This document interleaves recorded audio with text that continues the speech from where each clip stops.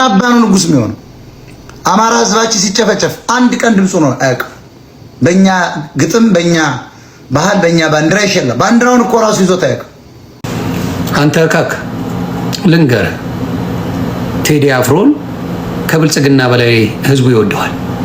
በቃ ከተም ከብልጽግና መሪ በላይ ቴዲ አፍሮ ብዙ ሰው ይወደዋል። ቴዎድሮስ ግን አንድም ቀን የአማራ ህዝብ ተገደለ ብሎ አያውቅም። ኤርትራ ወገኖቹን የሚስቱን ዘመዶች ሰላይዋን የሷን ቤተሰብ ምን አሉ መጣው የጃኒ አባትን እኮ ሰርግ ላይ ሁላ ያደረገው ሲጋቡ ያደረገው ኮት ነው አርጎ ይመጣው። በመጀመሪያ ደረጃ ስሙንም ለዚህ ህዝብ ማስተዋወቅ ፈልጋለሁ። ቴዎድሮስ ካሳሁን ገርማሞ ዱካሳ ይባላል። አባቱ ኦሮሞ ናቸው። እናቱ የጉራጌ ሰውና በእናቱ እናት ደግሞ ያደዋ ሰው። እቺ የጆን ዳንኤል ትራፊ ጆን ዳንኤል አለቅለቆባት ተፍቶባት ትቷት ይሄድ። እቺ ለእናትሽ በኢትዮጵያ ኑሮ ቤት ገዝተሻል።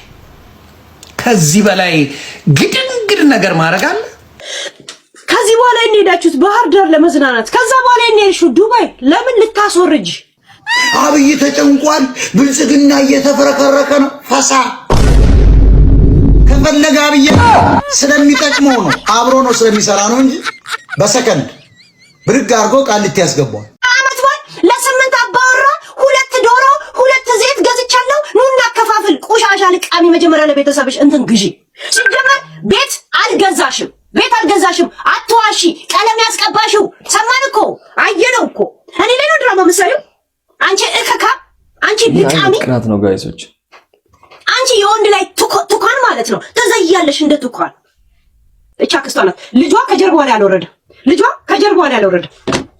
አይታችኋል? አንዳንድ ሀብታሞች ደግ ሲሆኑ ወደ ሆቴል ሊመገቡ ሲገቡ የሆነ የኔ ቢጤ ቁጭ ብሎ እየለመነ ደግ ሲሆኑ የኔ ቢጤው እናና ግባና ከኛ ጋር ብላ ይሉታል አይደል? የጃኒ እናትና አክስቷ ከበር ላይ ተጠራ የኔ ቢጤ ናቸው። ለማ ለጃኒ የኔ ቢጤ ወንበር ጫፍ ላይ እንደዚህ ቁጭ ብለው ያዘለችውን ልጅ በአመት ባል ምድር እንካ ፔፕሲ ጠጣ እንኳን አልተባለም። ጋይስ ህፃኑ ልጅ ጫፍ ላይ እንደዚህ ቁጭ ብላ እንደዚህ በልታ እንደዚህ ብላ ተመለሰች። ህፃን ልጅ አሁን ፔፕሲ ጠጣ። ጋይሶች ምን እያለች ነው ሴትዮ? ገና 1 አመት ያልሞላው ልጅ ለምን ፔፕሲ አልጠጣም እያለች ነው። በአመት ባል ህፃኑ ልጅ ፔፕሲ እንኳን ጠጣ ውሃ ጠጣ አልተባለም። ጋይስ ሰው እንደዛ ሲጨፍር ምን ሲል ገባች? ከዚህ በኋላ እንሄዳችሁት ባህር ዳር ለመዝናናት፣ ከዛ በኋላ እንሄድሽው ዱባይ ለምን ልታስወርጅ? ዱባይ ላይ ማን ነበር የረዳሽ? አመጣልሻለሁ። አባንት ነው የምሰጥሽው። አባንት ነው የምሰጥሽ ነው የምልሽ። አባንት ነው የምሰጥሽ። I just give you አባንት። Okay baby? Yeah. Don't stress ሀቢብቲ። ከስንት ሰው ጋር ነበረሽ ሪሌሽን? ይሄ ጥያቄ ነው አይደል? ከጃኒ ጋር የምትለው እንደዚህ አይነት ጥያቄ አይጠየቅም። ፍቅር ግንኙነት ነበራችሁ ሶሻል ሚዲያ ላይ? በጣም ነው ይሄ ጥያቄ ነው አይደል? ከጃኒ ጋር የምትለው እንደዚህ አይነት ጥያቄ አይጠየቅም። ከዚህ ጋር ሪሌሽን ውስጥ ነበርሽ? ከአስጢፎ ጋር ሪሌሽን ውስጥ ነበርሽ? ለ2 አመት ትዳር ውስጥ ነበርሽ በኒካ አግብተሽ? ከጆን ዳንኤል ጋር ሪሌሽን ውስጥ ነበርሽ? 22 አመት የኔ የምትይው በአራስ ነው እንደ ወሲብ የጀመርሽው አንቺ ልቃሚ። 30 አመትሽ ነው። እኔ የምበልጥሽ በ4 አመት ብቻ። አንቺ 34 ነሽ ማለት ነው። በ4 አመት በጣም ይገርማል። ልቃሚ። እቺ የጆን ዳንኤል ትራፊ ጆን ዳንኤል አለቅለቆባት ተፍቶባት ትቷት ይሄድ። ሁለተኛ ልጅ እየወለዱ ነው በነገራችን ላይ። ናዮ እናቷን ዝንጥ አርጋ ነው እሷን የመሰለች እናት የምታቀርበው። አታፍርባትም። እንዳንቺ አይደለችም። እኛ ሚዲያ ላይ እንዲቀመጡልን የምንፈልገው ጆን ዳንኤል፣ አዶኒያስ፣ ናዮ ናቸው። ዛሴት አንቺ ዝም ብለሽ አለቅላቂ ነሽ። ልቃሚ ቁሻሻ ጭንቅላት የላት ምን የላት። ድምጿ ሲያስጠላ ምኗ ሲያስጠላ የሆነ ስትናገራሱ ብላ የሆነ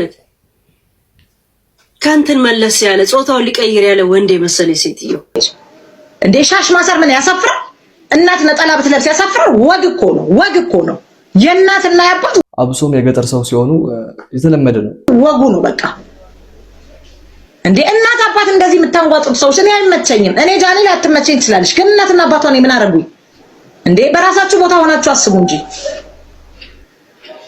እንዴ! እንዴት ሶና ብትመጣ እናት እንዴት ሶናል እናት ምንስ ብትሆን አባት ምንስ ቢሆን ብዙ ዋጋ የከፈሉ እኮ ናቸው። ቢጣቁሩ ቢካሱ ባይመቻቸው ቢጎሳቀሉ እኮ ለልጆቻቸው ብለው ነው ያለ ያላችሁ። እናትና ለአባትሽ እንዲያላለበሽም እንዲያላረክሽም እሱ ያረጋችሁን በምን ታውቃላችሁ? ለባቸው በቃ እንደዚህ ነው መልበስ ያለባቸው። እናት አባት ያረጁ የፈጁ ሰዎች ናቸው። እንደዚህ ነው መሆን ያለባቸው። መታችሁ የምትገላለጡ ሰዎች የእናንተን እናትና አባት እስቲ ያምጡ እንዴ! ምንድነው ችግራችሁ ከእናትና ከአባት ጋር እንዴ? እናት አባት አሳደጉ እንዴ አስተማሩ፣ ለራሳቸው ሳይማሩ ያስተማሩ ሰዎችን እያመጣችሁ ለእናትሽ በኢትዮጵያ ኑሮ ቤት ገዝተሻል። ከዚህ በላይ ግድንግድ ነገር ማድረግ አለ? ከዚህ በላይ ክብር አለ? ከዚህ በላይ ለእናት የሚደረግ ነገር አለ? የኢትዮጵያ አይነት እናት አለባበስ መልበስ ወንጀል ሆኗል። ቆዳ ማፈሪያ ናችሁ። ማፈሪያ ናችሁ።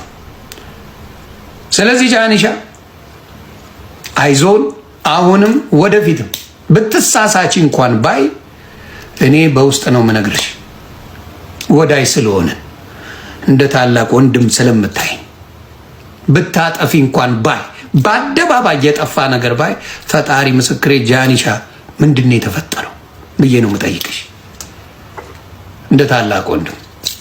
እና ጃኒ እግዚአብሔር ይጠብቅሽ። በተለይ ሴት ለሴት እኔ ወንዶች ሲናገሩ አልሰማውም በጃኒ ጉዳይ ተግባባን። በጃኒ ጉዳይ ወንዶች መጥተው እንዲህ ሲሉ አልሰማንም። ኮመንቱን ብታየው ሴቶች ወላሂ ትክክል፣ ማርያምን ትክክል፣ እኔም እሱን የታዘብኩት ጌታን ትክክል ነሽ፣ አለባበሷ የእናቷ የአባቷ ምናምን እያሉ እየተቆላሉ ኮሜንት ሲሰጡ ሴቶች ነው ያየሁት። እካክ ናቸው። የእኛ ስህተት ምንድነው ጋይሶች? የጃኒ ፋሚሊ ከአዶናይ ፋሚሊ ጋር እያነጻጸርን ነው። ሁለቱም አይገናኙ ሰዎች ናቸው። የአዶናይ ፋሚሊ የከተማ ሰዎች ናቸው፣ የተማረ ናቸው። የጃኒ ፋሚሊ ደግሞ እንደሚታወቅ ከገጠር የመጡ ሰዎች ናቸውና አክስትሽ ልጅ ቶቶት ሰራተኛ ቤት የለሽም ጃኒ? እንዴ ምን ጉድ ነሽ? ምንድነው ማለት? እኔ የምላችሁ ከመጀመሩ ነው ልጅ ማዘል የሚያሳፍረው። ልጅ ማዘል እኮ የሚያኮራ ነገር እኮ ጸጋ እኮ ነው የኔ ቆንጆ። እንዴ ደግሞ ማን ነው ለካሜራ ላይ ሲታይ ሁሉ ነገር ፌክ መሆን አለበት፣ ሁሉ ነገር እንትን መሆን አለበት ያለው ማን ነው እንዴ?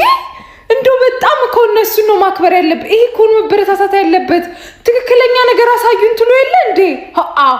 አይደለ? like every tiktoker ፌክ ነው እንትን ፌክ ነው ምናምን ትሉ አይደል እንዴ ይባላል። ለዚህ እኮ በጣም የሆነ ነገር ነው ያሳዩን። እና ደግሞ በእኔ የውበት መለኪያ ወይም እኔ እንዲህ ነው የሚታመረው ያልኩትን ነገር ሌላ ሰው ካላረገው ልክ አይደለም ብለን የምናስበው እንዴት ነው እንዴ? አብዛኛው እናቶቻችን እኮ እንዲህ ነው የሚለብሱት ደስ እያላቸው። የሁሉም ሰው ህይወት አይታወቅም። ስለ ሁሉም ሰው ህይወት ኮመንት እኔ እግዚአብሔር እኔ አላቅም። እስከ መቼ ነው አንቺ ሴት የምታሸማቅቂው? ቆይ ምን ጉድ ነሽ? ሴት ልጅ አይደል ያለሽ? ሴት ልጅ አይደለሽ? like hello እንዴ በጣም ነው ያናድዳል። አዶናይ እንኳን የሚያሳድጋቸው ልጆች ማለት ነው አዘንጦ ነው ያመጣው። አያችሁ፣ እርግጠኛ ነኝ የአዶናይ እናት ናት ያዘነጠቻቸው። ገላቸውን አጥባ ምን ብላ ፋርጋ ማለት ነው። እሷስ አጥቂቷን ትብላ። ማን ይተዛዘልላት? ማን ልብስ ይቀይራል? ራሷን ብቻ አዘንጣ፣ ራሷን ብቻ ፋርጋ፣ ራሷን ሜካፓን እንትኗን አላሹ ምንም አልቀረም። እሱን አድርጋ ወለጆቿ ረሳች። ድህነት እኮ መጥፎ እኮ ነው እናንተ። ከዛስ አንቺን ደግሞ ብሎ ዶሮ አዳይ ዶሮ ፊት ዶሮ ለሰፈሬ ልጆች ዶሮ ላድል ነው ዶሮ ያርግሽ። መጀመሪያ የእናትሽም እንትን ምንድነው ስሙ ሻሽ ልብስ ተከራይተሽም ቢሆን አልበሰሽ ማምጣት ነበረብሽ። የአባትሽን ሱፍ አትቀይሪ። ለአንድ ቀን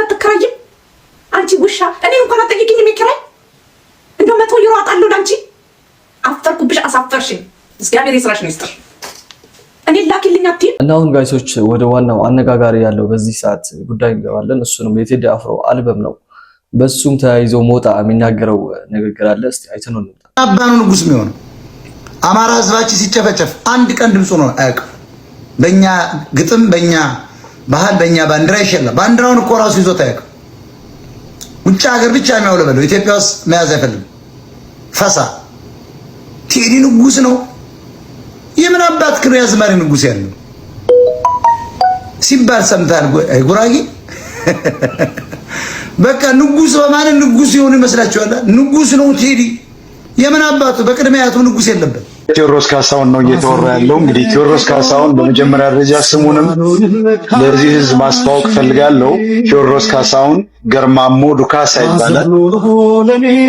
አባቱ ኦሮሞ ናቸው። እናቱ የጉራጌ ሰውና በእናቱ እናት ደግሞ ያደዋ ሰው። ውሸት ነው። የጎንደሬ አስቴር አወቀ ለምሳሌ ጉራጌ እና ይሄ ወደ አማራ ለማጠጋጋት ነው። እኔ ቴዲ ባለኝ መረጃ ቴዎድሮስ ካሳሁን ወያኔ አንዴ አማራን ለመምታት መታወቂያ ኦሮሞ፣ አማራ፣ ትግሬ እያለ ሲያዘጋጅ አማራ ብሎ ሰጠውት ነበር። ጠበቃ ይዞ ነው እንግዲህ ጉራጌ ነኝ የሚል ሲያስቀይር በአካል አለው አውቃለሁ። ስለዚህ ውሸት የሚወራው አሁን ይሄ ተራ ነገር ነው። ስለዚህ ንጉስ ሊሆን ቀርቶ የንጉስ ሊቀ መኳስ ሊሆን አይችልም እንላለን እኛ አማራ ብሔርተኞች። ቴዎድሮስ ነጋዴ ነው። ወቅት እየጠበቀ ሙቀት እየለካ ለገንዘብና ለዝና ጊዜ እየጠበቀ የሚመጣ ነው እንጂ ለህዝብ የሚቆም ሰው አይደለም። የወያኔ አባልና ምልምል ነው። የአዲስ አበባ ወጣትን በህወሓት ዘመን ተቃዋሚ በመምሰል ወጣቱ እንዲከተለው ሳይታሰር ታሰር እየተባለ ሲፈታ አይተናል። ተቃዋሚ አይደለም። የቴዲ ግጥሞች በሙሉ ከአባቱ የተገኙ ናቸው። አባቱ የሬዲዮ አዘጋጅ ነበሩ። በጣም የታወቁ የምናከብራቸው ናቸው። እሳቸው የአማራ ወታደሮችን ግጥም በፖስታ ሰብስበው ጠርዘው ያስቀመጡለት ነው። ምንም ከአማራ ውጭ የሚዘፍነው አንድም ነገር የለውም። በአማራ ዝና፣ በአማራ ቋንቋ፣ በአማራ ባንዲራ፣ በአማራ ሀገር ጥበቃ የሚሸልም። ስለዚህ ቴዲ ኦሮሞን ይጠላል የሚባለው ውሸት ነው። ምክንያቱም አባቱ ኦሮሞ ናቸው፣ ገርማሞ ዱካሳ ናቸው። ውሸት ነው። ጉራጌ ምናምን እየተባለ የሚቀባጠረውና ቴዲ ኢትዮጵያን ቢወድ ኖሮ ልጆቹን አሜሪካን አይወልድም ነበር። በጣም የማዝነው ግን የኢትዮጵያ ሕዝብ ዕውቀት ስለሌለው ቴዲ ኦፕ ባስደረገ ቁጥር ንጉሱ ተወልዷል የሚሉ የኳስ አድናቂዎች አሉ። እነዚህ ደግሞ ከዕውቀት የተጣሉ ጫት ሲቅሙ ለውዝ ሲቅሙ የሚውሉ ሰዎች ናቸው። እነዚህ ከአንድ ብሔር አካባቢ ስም ላለመጥራት የመጡ ናቸውና ንጉስ ነው ይሉናል። አንድ አዝማሪ ወይም ዘፋኝ ንጉስ ሊሆን አይችልም።